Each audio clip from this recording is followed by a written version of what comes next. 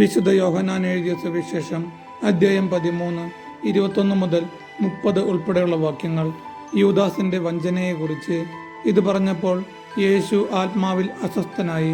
അവൻ വ്യക്തമായി പറഞ്ഞു, സത്യം സത്യമായി ഞാൻ നിങ്ങളോട് പറയുന്നു, നിങ്ങളിൽ ഒരുവൻ എന്നെ ഒറ്റിക്കൊടുക്കും. അവൻ ആരെ പറ്റി പറയുന്നു എന്നറിയാതെ ശിഷ്യന്മാർ ആകുലചിത്തരായി പരസ്പരം നോക്കി. ശിഷ്യന്മാരിൽ യേശു സ്നേഹിച്ചിരുന്നവൻ അവന്റെ വഷക്സിലേക്ക് ചാരികിടന്നിരുന്നു.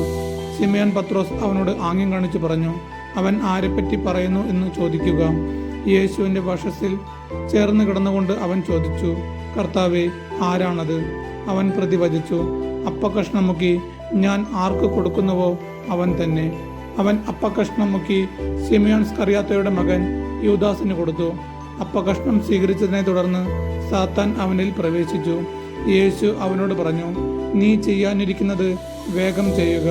എന്നാൽ ഭക്ഷണത്തിനിരുന്നവരിൽ ആരും അവൻ ഇത് എന്തിനു പറഞ്ഞുവെന്ന് അറിഞ്ഞില്ല.